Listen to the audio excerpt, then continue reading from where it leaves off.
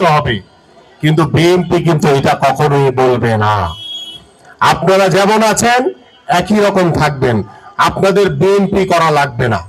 আপনারা নিরপেক্ষভাবে এদেশের একজন সুনাগরিক হিসেবে আপনার যে অধিকার, আপনার যে দাবি, সেই দাবি আপনি সবসময় বলবেন, এবং আপনাদের দাবির সাথে বাংলাদেশ জাতীয়তাবাদী দল বিএনপি সবসময় সহমত পোষণ করে আপনাদের অধিকারগুলো প্রতিষ্ঠা করবে ইনশাআল্লাহ।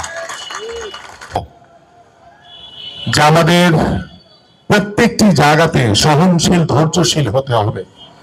ওই আওয়ামী লীগ যেভাবে সাধারণ মানুষের উপরে প্রভাব বিস্তার করেছে, আমি আমার বিএনপি নেতাকর্মীদের কাছে অনুরোধ করছি বা নির্দেশনা ভাবতে পারেন, দয়া করে আপনারা ওই আওয়ামী লীগ স্বৈরাচারের মতো সাধারণ মানুষের উপরে কোনোভাবেই কোনো অন্যায় কিংবা কোনো প্রভাব বিস্তার করবেন না।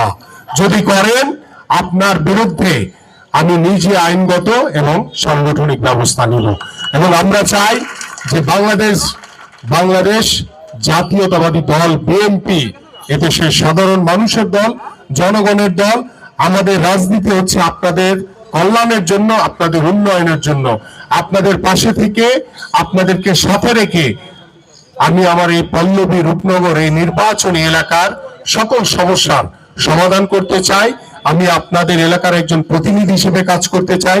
আমি আপনাদের বিএনপির একজন প্রতিনিধি হিসেবে কাজ করতে চাই।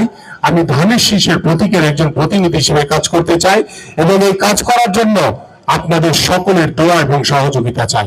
আপনারা সবাই ভালো থাকবেন, সুস্থ থাকবেন, এবং আমার এই বক্তব্য শেষেই আধা ঘন্টার ভিতরে এই প্যান্ডেল খুলে ফেলবেন, কারণ এই যান চলাচলে যাতে বিঘ্ন না ঘটে। এবং আপনাদের এই যে মিটিং শেষে মানুষজন কিন্তু সব রাস্তায় চলে যান না, গাড়ি ঘোড়াগুলো বন্ধ হয়ে যাবে।